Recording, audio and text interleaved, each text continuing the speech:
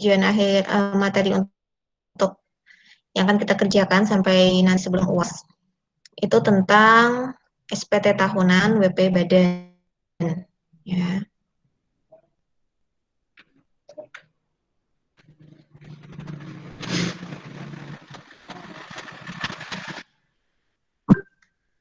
Nah, jadi nanti buat case lagi, buat kasus lagi tentang sebuah perusahaan ya. Kalau kemarin kita di materi sebelumnya yang kita bahas itu tentang gaji karyawan ya. Tapi kalau sekarang kedepannya kita akan membahas tentang operasional perusahaan itu, maksudnya kegiatan atau aktivitas utama dari perusahaan itu. Nah, perusahaan itu pada umumnya dibagi menjadi tiga ya, ada tiga jenis, itu ada perusahaan jasa, perusahaan dagang, dan perusahaan manufaktur. Nah, kaitannya dengan SPT tahunan badan, kalau Anda mau cari yang kompleks ya berarti silakan Anda pilih nanti perusahaan manufaktur.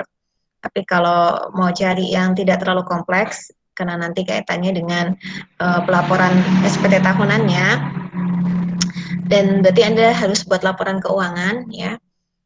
Berarti Anda bisa pilih yang perusahaan jasa maupun perusahaan dagang. Kemudian kalau misalnya kemarin ya dirasa ada gitu mungkin ya, saya nggak tahu, mungkin ada anggota kelompok yang tidak bekerja, jadi cuma satu orang aja yang bekerja, maka di apa namanya, di tugas berikutnya ini ya, tugas pertemuan ke-8 kita, itu Anda bisa kerja sendiri gitu ya. Jadi misal kemarin Anda berdua, dan kemarin satu kelompok berdua, cuman mungkin partner Anda itu tidak apa namanya, tidak berkontribusi gitu ya, maka di kesempatan ini Anda bisa kerja sendiri aja gitu. Jadi memisahkan dari kelompok, it's okay, nggak masalah ya. Jadi pengerjaan tugas ini maksimal 2 orang. Jadi kalau mau bikin sendiri itu tidak masalah.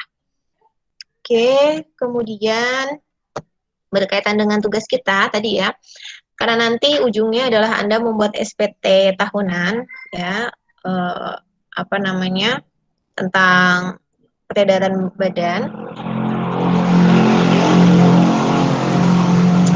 Nah, jadi nanti yang Anda kerjakan ke depannya adalah Anda membuat kasus gitu, atau membuat soal tentang pendapatan dari perusahaan itu ya. Misalnya kalau dia perusahaan dagang mungkin penjualan-penjualannya. Nah, berkaitan dengan penjualan berarti nanti diperlukan faktur penjualan. Kemudian ada SSP dan ada SPT masanya ya. Dan untuk 3 minggu ke depan, sorry, 4 minggu ke depan ya, 4 minggu ke depan, jadi mulai minggu ini sampai minggu keempat gitu, kita akan membahas tentang PPN ya. Bab yang kita bahas adalah PPN terlebih dahulu. Kemudian setelah PPN, baru kita akan menyusun laporan keuangannya yang dijadikan dasar untuk pembuatan SPT tahunan badan.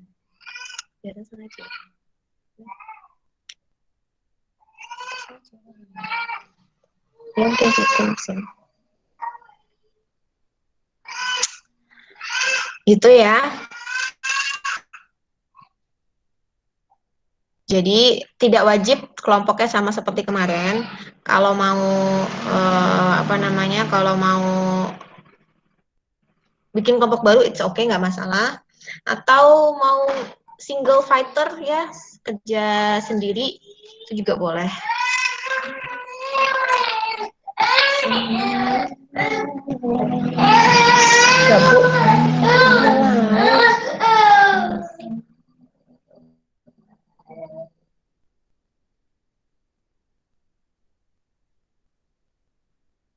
PPT saya sudah kelihatan belum ya? Belum, Bu. Belum. Nah, ini udah nih. Sudah. Oke.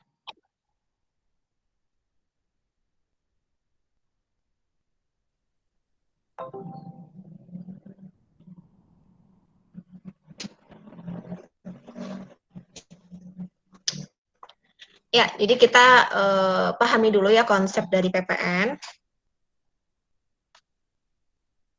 Ya, kita mengulang lagi ya. Ini pasti saya rasa Anda sudah paham banget lah PPN itu apa.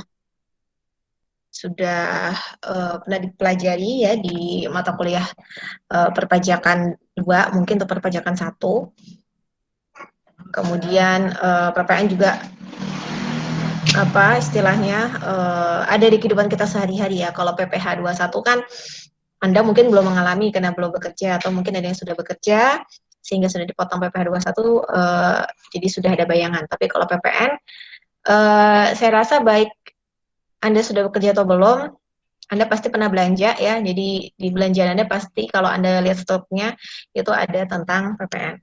Oke. Yang akan kita bahas untuk hari ini itu ada 8 hal ya. Yang pertama adalah pengertian PPN, kemudian dasar hukumnya seperti apa, lalu mekanisme PPN di Indonesia. Karena mekanisme PPN di Indonesia dengan beberapa negara itu berbeda ketentuannya ya. Kalau di bahasa Inggris PPN itu adalah value added tax ya, atau VAT ya. Kemudian objek PPN, lalu ada DPP, dasar pengenaan pajak untuk PPN, tarif pajak PPN, kemudian bagaimana cara menghitung PPN, dan pelaporan PPN-nya. Oke, langsung saja. Untuk PPN sendiri, itu adalah suatu pajak yang dikenakan atas konsumsi dalam negeri yang dilakukan oleh WPOP, WP Badan, dan pemerintah yang pemotongannya itu melalui pihak ketiga. PPN ini bersifat objektif ya, tidak kumulatif dan merupakan pajak tidak langsung. Kenapa tidak langsung? Karena pemotongannya lewat pihak ketiga. Subjek pajaknya itu bisa PKP dan non PKP, yang berarti tidak harus dia terdaftar sebagai wajib pajak, gitu ya. Sorry. Subjek pajaknya bisa PKP dan non PKP.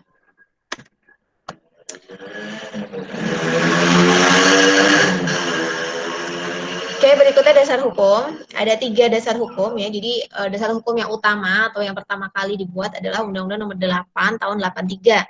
Ini adalah hukum pertama kali ya yang mengatur tentang mekanisme PPN dan PPNBM. PPNBM itu untuk PPN atas penjualan barang mewah. Kemudian ada revisi pertama ya, atau perubahan disebutnya perubahan kedua karena menghasilkan undang-undang kedua ya, yaitu pada Undang-Undang Nomor 18 tahun 2000 ya, yang apa intinya adalah pemerintah itu ingin menciptakan sistem perpajakan yang tepat sehingga bisa meningkatkan penerimaan negara. Jadi dasarnya mekanismenya mungkin sama ya seperti undang-undang sebelumnya, dasar hukum yang pertama, namun seiring dengan berkembangnya waktu, seiring dengan berkembangnya zaman dan dan kebutuhan di ekonomi ya, mungkin ada beberapa barang-barang baru atau jasa-jasa baru yang pada undang-undang lama itu belum diatur sehingga diperlukan perubahan undang-undang atau perbaruan undang-undang. Dan yang terakhir yang ini masih dipergunakan sampai saat ini adalah Undang-Undang Nomor 42 Tahun 2009. Jadi perubahan-perubahan undang-undang ini tidak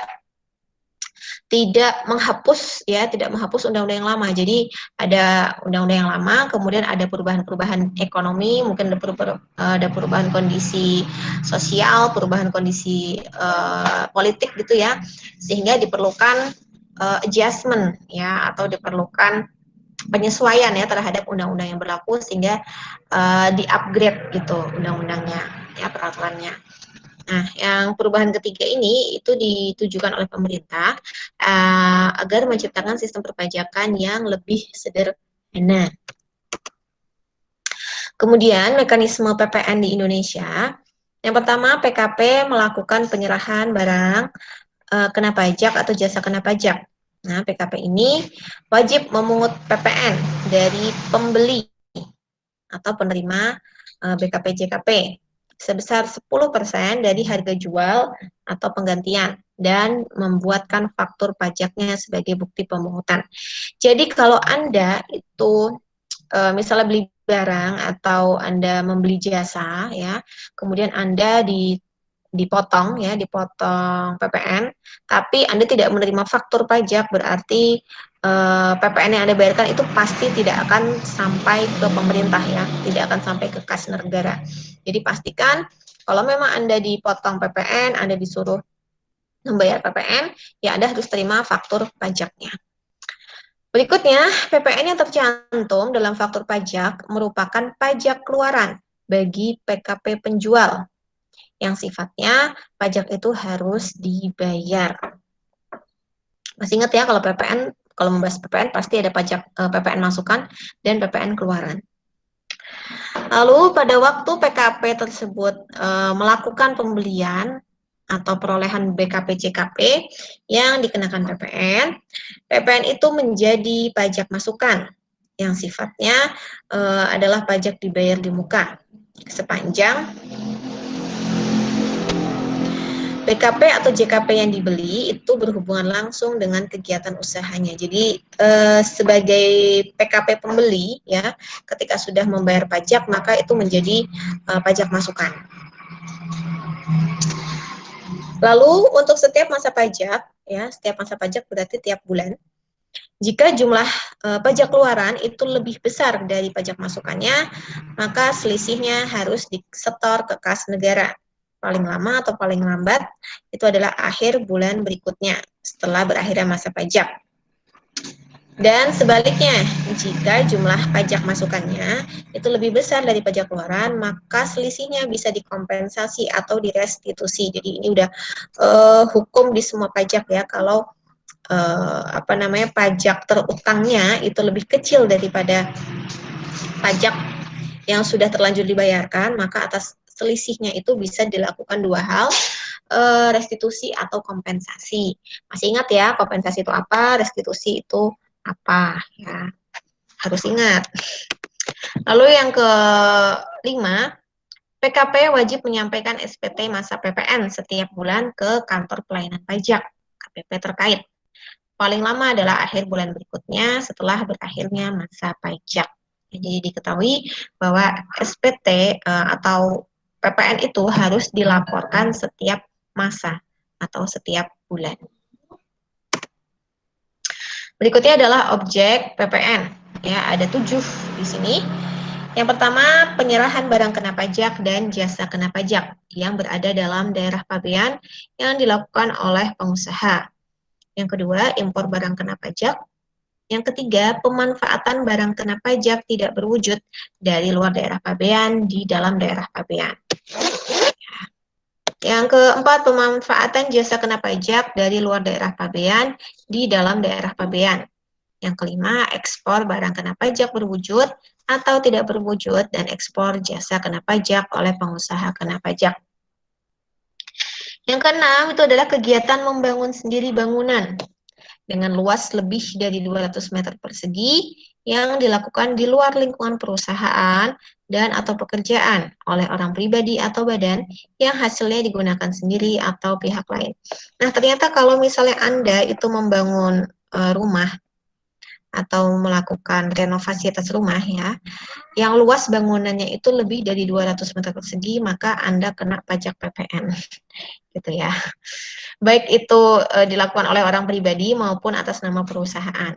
Yang hasilnya, hasil pembangunan itu Anda tempat tinggali sendiri atau mungkin Anda sewakan atau Anda kontrakan, itu tetap Anda harus membayar pajaknya.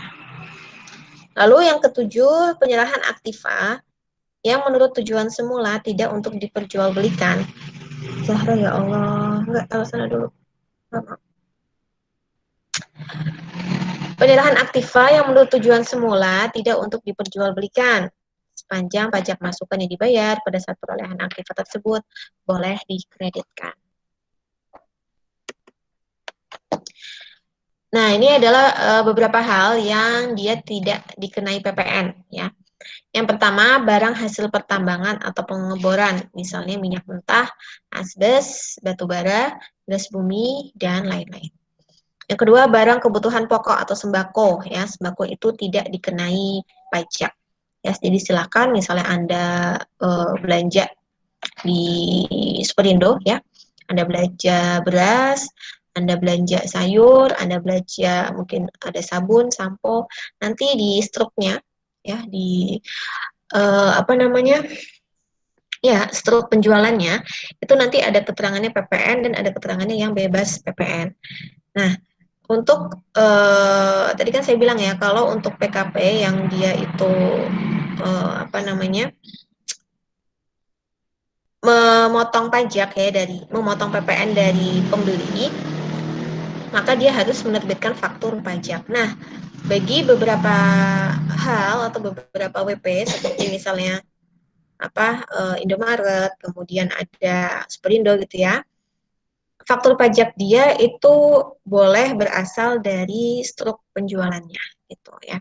Yang penting di situ menyertakan nama WP, kemudian NPWP-nya, alamat, lalu apa jumlah DPP dan PPN yang dipotong.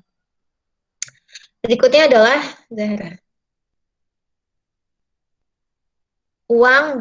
Berikutnya adalah makanan dan minuman yang disajikan di rumah makan atau restoran. Nah, ini juga kena pajak. Jadi kalau misalnya Anda beli ya di McD, di KFC atau di restoran lain gitu, pasti nanti ada PPN-nya ya, selain di samping ada pajak atas restoran. Nah, beda kalau misalnya Anda makan mungkin di warteg ya, di rumah makan Padang biasa, bukan yang rumah makan Padang biasa ya, bukan rumah makan Padang sederhana, beda. Kalau yang sederhana itu dia punya kita dipotong PPN. Lalu berikutnya uang dan emas batangan ya. Jadi ini juga tidak dikenai PPN. Kalau Anda mendapatkan uang, Anda menerima uang, Anda tidak dikenai PPN, tapi bisa saja Anda dikenai PPH ya. Lalu jasa pelayanan medis, pelayanan sosial, jasa keuangan, asuransi, pendidikan, dan lain-lain. Ini juga tidak dikenai PPN. Berarti kalau misalnya Anda mendapatkan beasiswa, Anda dibebaskan dari PPN. Bu, saya mau nanya, Bu. Ya, Mas. Eh, Kalau misalkan kita ke restoran kan normalnya dipotong PPN-nya 10%. Ya. Terus ada salah satu restoran misalnya PPN-nya 10%, terus ada menyediakan servisnya ditambah 5% itu. Nah, itu yang self service 5% itu nanti pajaknya di store pemerintah juga, Bu, apa gimana? Iya, jadi untuk restoran itu dia ada dua pajak yang dipotong ya, PPN dan PPH atas restoran. Nah, Oh, PPH-nya itu, PPH. nah, PPH service ya, PPH Mm-mm. apa istilahnya ya?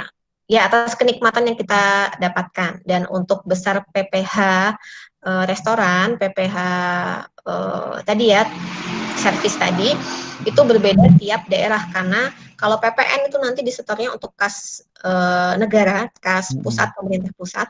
Sementara kalau PPH atas atau pajak atas servis ya, atas restorannya itu, rumah makan itu, dia disetornya ke kas daerah, kas pemerintah daerah. Jadi besarnya apa? Besarnya Bergantung variasi daerah gitu, Bu.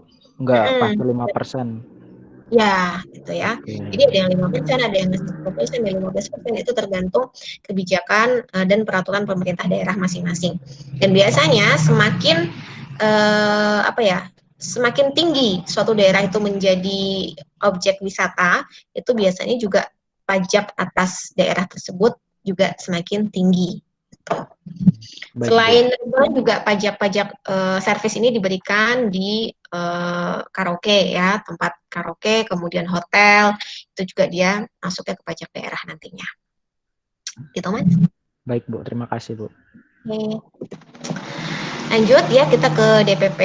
Jadi DPP PPN itu dasar pengenaan pajaknya itu ada 5 ya, 5 yang diperhatikan.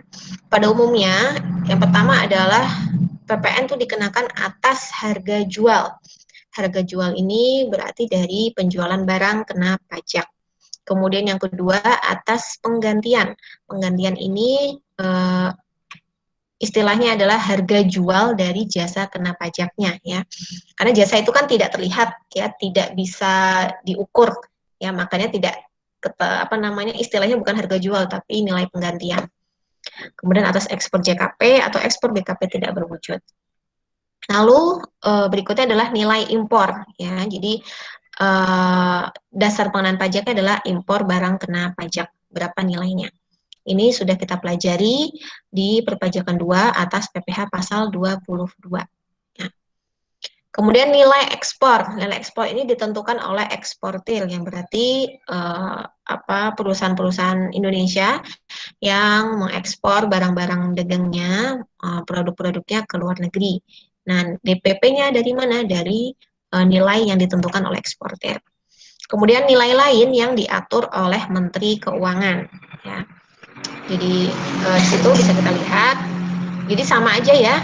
Jadi nilai lain ini adalah penyerahan BKP atau JKP tertentu yang DPP-nya itu ditentukan oleh Menteri Keuangan.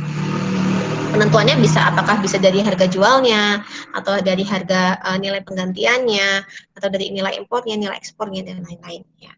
Jadi nanti ini ada peraturan tersendiri. Kemudian tarif pajak tuh umumnya adalah 10% ya, seperti yang kita ketahui tarif pajak itu 10%. Tapi saya juga pernah mendapatkan kasus yang tarif pajaknya itu 1%. Ternyata itu memang ada aturannya sendiri ya, jadi itu ada apa istilahnya peraturan lain yang mengkhususkan untuk item-item tertentu atau untuk hal-hal tertentu sehingga tarif pajaknya itu bisa berbeda. Kemudian ada tarif khusus 0%, ini untuk ekspor BKP, ya, baik yang berwujud maupun tidak berwujud, dan ekspor JKP. Jadi untuk tarif khusus 0% ini sepertinya masih digunakan pemerintah Indonesia. Untuk apa? Untuk menggenjot kreativitas perusahaan di Indonesia agar bisa memasarkan atau lebih semangat lagi untuk memperluaskan barang produksinya ya ke mancanegara, ke luar negeri gitu. Dan yang terakhir adalah tarif 10% ini bisa berubah menjadi lebih rendah 5%, dan yang paling tinggi itu adalah 15%. Dan ini semua diatur oleh peraturan pemerintah.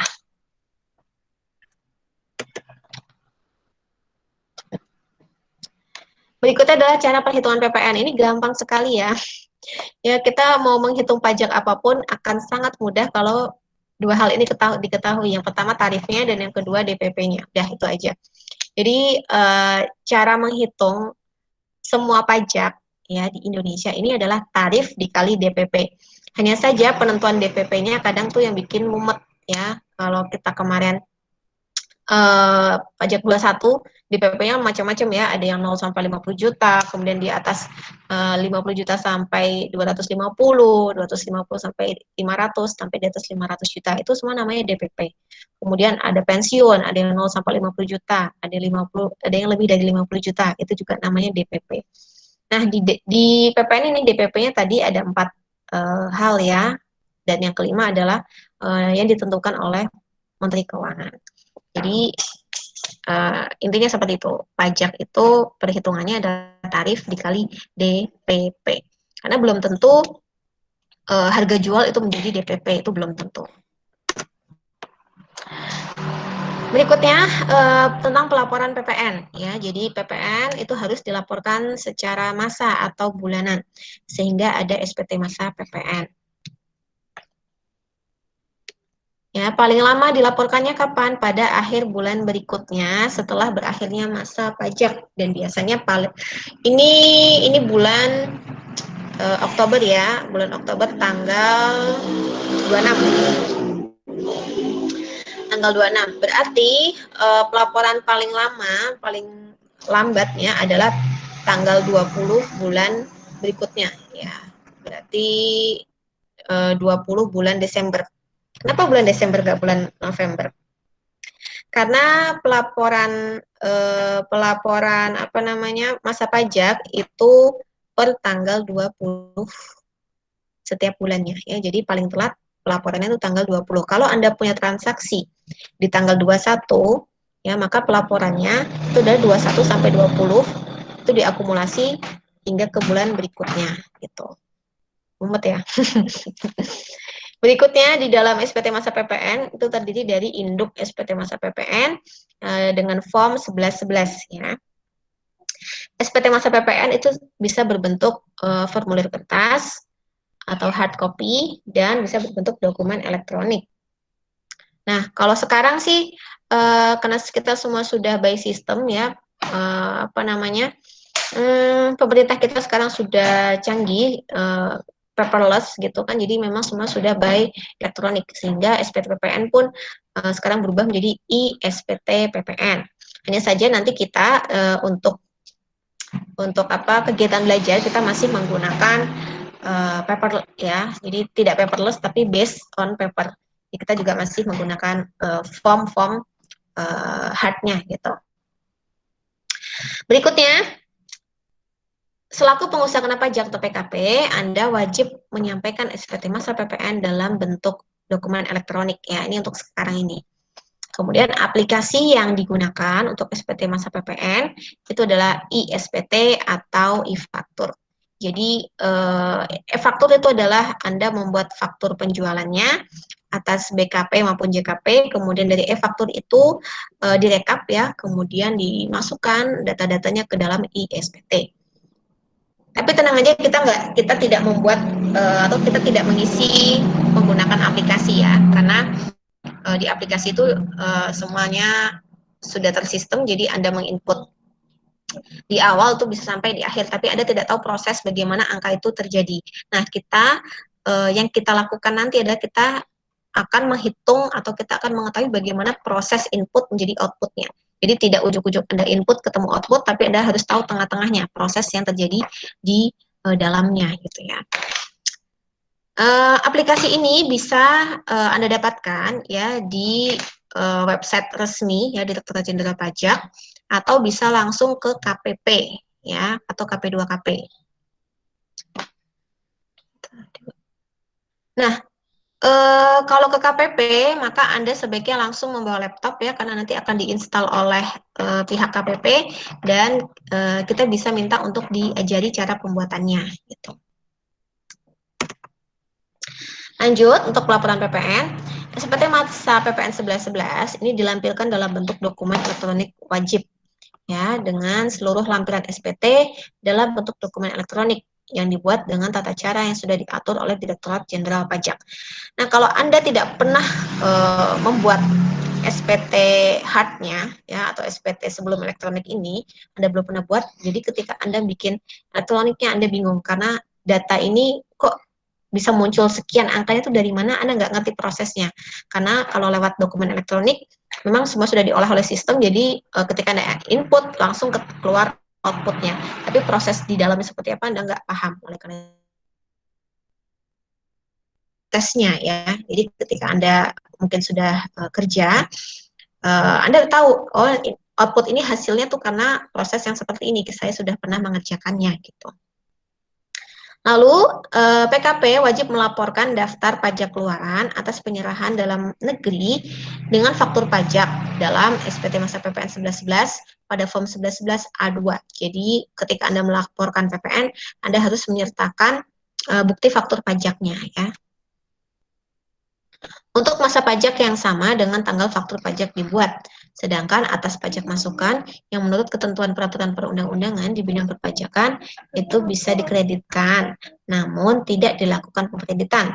Maka wajib Anda laporkan dalam formulir 1111 B3. Berikutnya, PKP wajib menyampaikan SPT masa PPN ke KPP terdaftar. Nah, dan sekarang bisa kita lakukan melalui e-filing.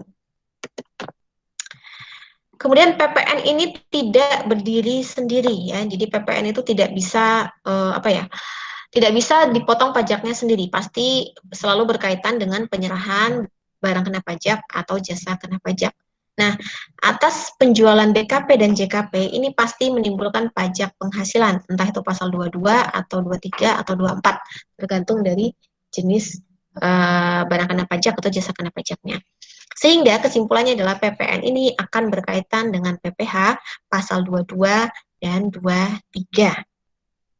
Gitu ya, kecuali untuk mungkin ada barang-barang atau jasa-jasa yang dia terbebas dari PPh tapi masih dipotong PPN-nya. Gitu. Atau sebaliknya, ada barang-barang yang dia itu terbebas dari PPN tapi dia dipotong PPh-nya. Nah, untuk tugas berikutnya ya, tugas di minggu ini Salah. Nah, ini tugas untuk 4 pertemuan kita ya, 4 pertemuan kita. Yang pertama itu mengaplikasikan perhitungan PPN. Ya, ini di pertemuan ini salah. Pertemuan ke-9 dan 10 ya, itu mengaplikasikan perhitungan PPN. Kemudian setelah Anda membuat PPN-nya, tugas berikutnya ke pertemuan 11 dan 12 itu membuat faktur pajak, SSP, dan SPT masa PPN. Nah, jadi tugas yang harus Anda lakukan di minggu ini itu adalah satu, seperti di awal tadi saya sampaikan, bisa melanjutkan kelompok atau membentuk kelompok baru. Bacain. Yang kedua, kalau tadi ya seperti saya sampaikan, kalau di kelompok yang kemarin itu ada yang tidak berkontribusi, maka Anda bisa bekerja sendiri ya atau tidak membentuk kelompok. Kemudian yang ketiga, ini tidak harus perusahaan dagang ya, seperti yang tadi saya sampaikan.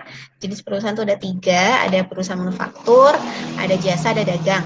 Ya, kalau Anda mau yang kompleks ya, karena nanti berkaitan juga dengan pembuatan laporan keuangan. Jadi karena laporan keuangan itu kan sebagai dasar untuk perhitungan pajak ya, pajak BPP badan di akhir tahun nanti. Sehingga Anda bebas membuat perusahaannya, apakah membuat perusahaan yang baru atau Anda meneruskan perusahaan yang kemarin. Ya, kemarin kan ada banyak perusahaan kan, ada perusahaan mungkin penjualan, ada perusahaan mebel itu ya, silakan. Boleh Anda pakai perusahaan yang kemarin datanya atau Anda membuat sebuah perusahaan yang baru. Kemudian tugas yang minggu ini adalah membuat perhitungan PPN bulan 1 sampai bulan 6 untuk tahun pajak 2019. Setiap bulan itu maksimal ada 6 transaksi atau 6 penyerahan BKP atau JKP yang peredaran brutonya per bulan minimal 200 juta sebulan. Ya, jadi 6 transaksi itu minimal totalnya 200 juta sebulan. Jadi silakan akumulatif ya, naik turun.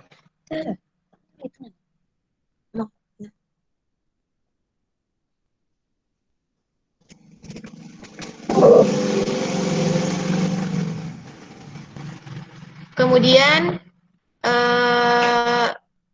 jadi minimal 200 juta ya, minimal 200 juta itu untuk 1 bulannya ya, jadi dibagi per 6 transaksi, maksimal 6 transaksi. Jadi silakan dalam 1 kali transaksi misalnya nilainya 200 juta, 100 juta, 50 juta itu silakan. Yang penting berfluktuatif gitu ya. Lalu dibuat dalam Excel ya, dan dipisahkan masing-masing transaksinya itu di masing-masing bulan. Nah, ini contohnya. Aduh, nggak kelihatan ya.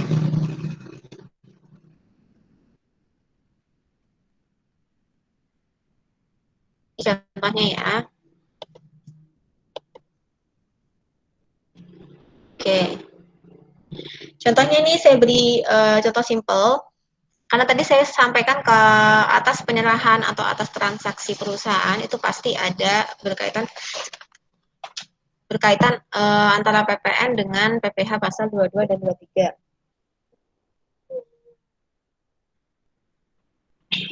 Kemudian contohnya ini misal pekerjaan pertama, kalau Anda tuh perusahaan dagang, itu ada penjualan 20 unit PC. Loh, kok hilang? Ya, masing-masing nilainya 35 juta, berarti 20 unit dikali dengan 35 juta, totalnya adalah 700 juta. Nah, karena DPP dari penyerahan BKP itu adalah berdasarkan harga jual, maka DPP-nya adalah 700 juta dari harga jualnya, sehingga PPN-nya adalah tarif dikali DPP, 10% kali 700 juta. Kemudian Anda juga sekalian ditulis di sini berapa PPh yang dipotong, apakah itu PPh 22 atau PPh 23. Kemudian kalau misalnya Anda tuh jasa ya, perusahaan jasa, ini saya beri contoh misalnya event organizer atau jasa perjalanan. Itu ada paket outbound dinas pertanian 3 hari di Bromo. Kak Zara ini ngapain sih? Enggak, sana dulu. Enggak mau, udah. Kemudian DPP-nya misal dari nilai ini, jasa ini, itu kan tidak bisa dihitung satuan ya. Kayak ini kan ada 20 dikali 35. Ini menjadi satu kesatuan. Astagfirullahaladzim. 50 juta ya. Jadi PPN-nya adalah DPP dikali tarif 10% 50 juta. Kemudian silakan Anda hitung lagi sendiri PPh-nya. Dan seterusnya sampai maksimal 6 transaksi. Kemudian range total pendapatan sebulannya itu 200 juta ke atas.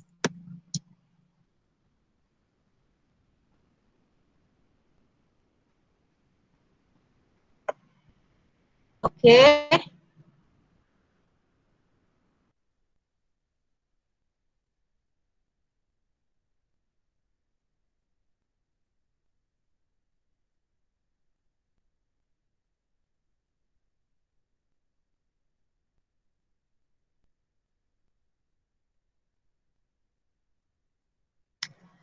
Oke, mohon maaf ini di tempat saya sedang ramai soalnya kayaknya ada pemakaman ya. Jadi lewat mau dikubur. Mungkin ada pertanyaan nggak? Mungkin sepintas dulu pertanyaan tentang tugas minggu ini. Nanti juga bisa kita lanjut di WA Group.